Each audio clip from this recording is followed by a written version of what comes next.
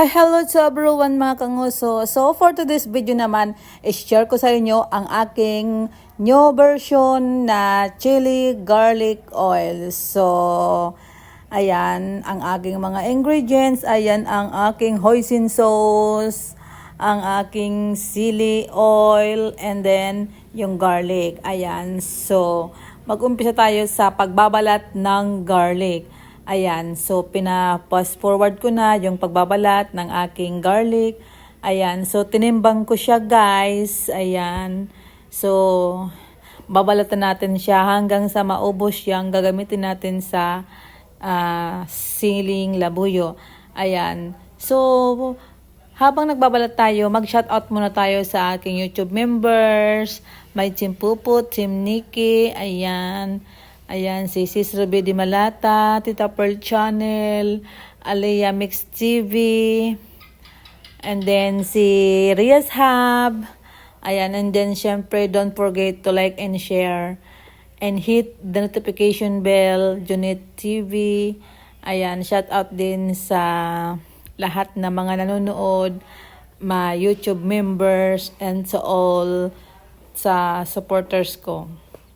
Ayan, so maraming bawang ang ginamit ko dahil mas maraming bawang mas masarap depende sa timbang na paglulutuin nyo, paglulutuan. Ayan. So, pagkatapos nating mabalatan, timbangin natin. Ayan. So, ayan, naka 100 grams ang aking garlic. Since ang aking siling labuyo is 200 grams, so 100 grams na bawang yung aking ginamit. Ayan. So, bago natin yan aalisin or tatanggalan ng tangkay, siguraduhin lamang na huhugasan natin dahil sa palengke, maraming mga mikrobyo ang dumidikit sa paninda. So, syempre, hugasan ng maigi and then punasan ng paper towel or kaya naman is yung basahan. So, dyan sa siling yan, inisa-isa akong alitanggalan ng tangkay hanggang sa maubos yan. So, ayan na nga mga nguso.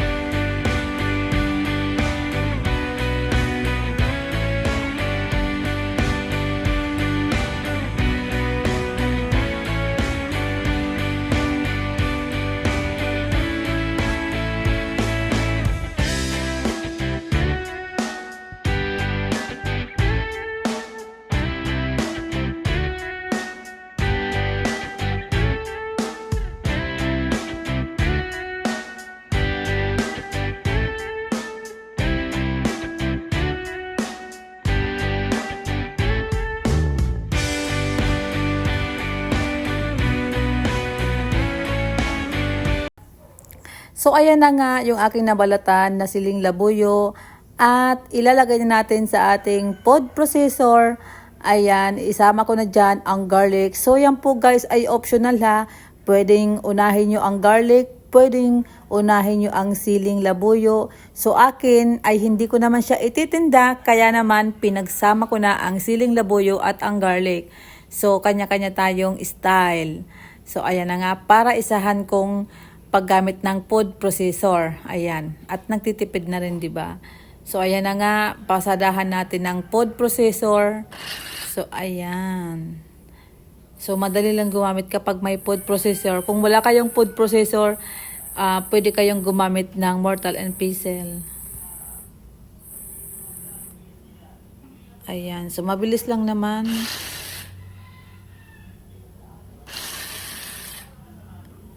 So, ayan na nga sa isang saglit.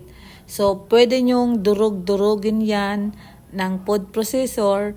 Pwede naman yung hindi masyadong durog. So, depende pa rin sa inyo. So, sa akin naman is katamtaman lang. Gusto kasi ng sister ko is mayroong sili na may makagat siya. Ayan. So, ipapartner namin yan sa siomai. Ayan. So, sa isang kawali, painitin natin ang kawali or wok.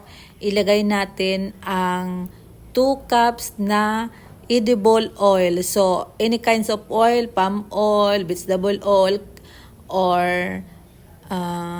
ano pa nga tawag dyan, or coconut oil, pwede nyong gamitin. So, ayan, kapag mainit na, ilalagay na natin yung ating pinod processor na pinag-combine natin na siling labuyo at bawang. Ayan, so madali lang siya guys.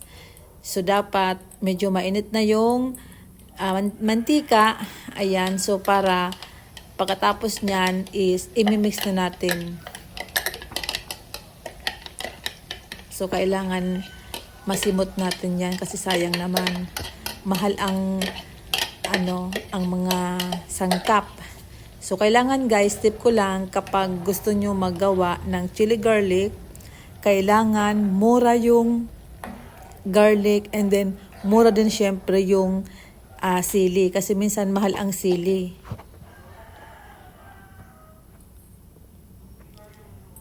So, ayan na, gumamit ako ng mahaba na kutsara, sandok. So, yan pala guys, ang tip ko lang, kapag gumagawa kayo nito, kailangan nakamask kayo at syempre, pag nagtatanggal ng tangkay, ng sili, kailangan mayroon kayong gloves. Kasi yung amoy niya, nakaka-atching. So, syempre, amoy sili, diba? So, tayo naman ay may kanya-kanyang version sa pagluluto. So, ito naman ay aking version sa paggagawa ng chili garlic sauce or chili garlic oil. So, ayan guys, habang kumukulo siya, huwag nyo pong iiwanan. Dapat tuloy-tuloy yung paghahalo ninyo or pag-mix ng mga 15 minutes. So, kapag nakita nyo na pwede nang ilagay, after 15 minutes, yung mga sangkap, ilagay nyo na po.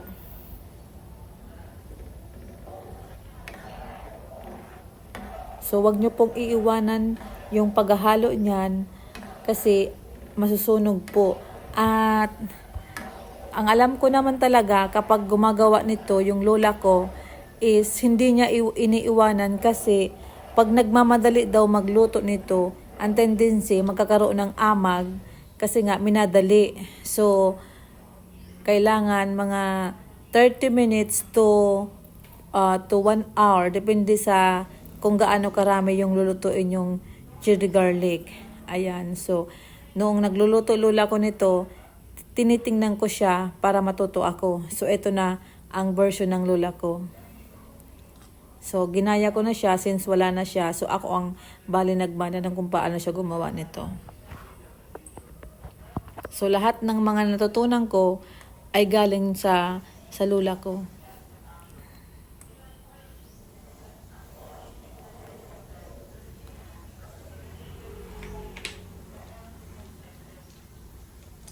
So, ayan.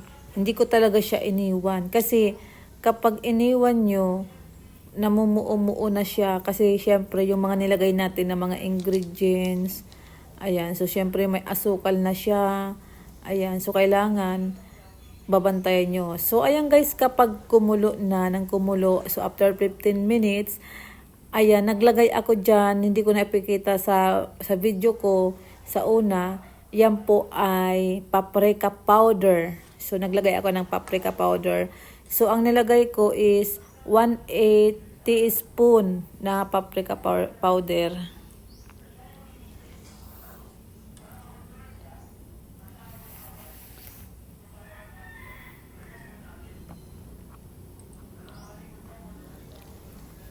So, ayan naman, after natin na mahalo yon, maglagay tayo ng suka. So, dahil 200 grams lang yung aking ginawa, so ang ginawa ko dyan is 1/2 tablespoon na vinegar and then 1 tablespoon na brown sugar. And then, ayan yung aking hoisin sauce. So, naglagay ako dyan ng 1 tablespoon hoisin sauce.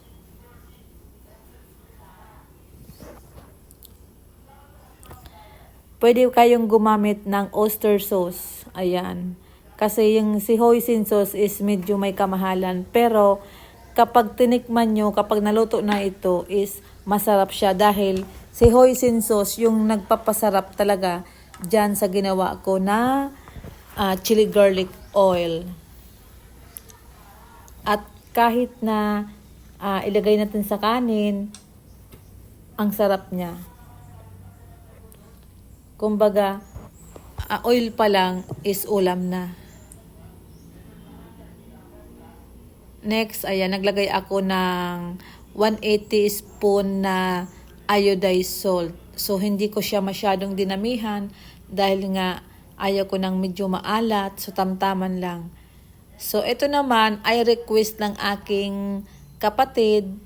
Ayan, shout out Rias Hub. So, si Rias Hub ay mayroong malit na store. Ngayon, sabi ko, magtinda ka ng siomai. So, since mayroon akong vlog sa una kong video, nasa dulo yung video ko kung paano gumawa ng siomai.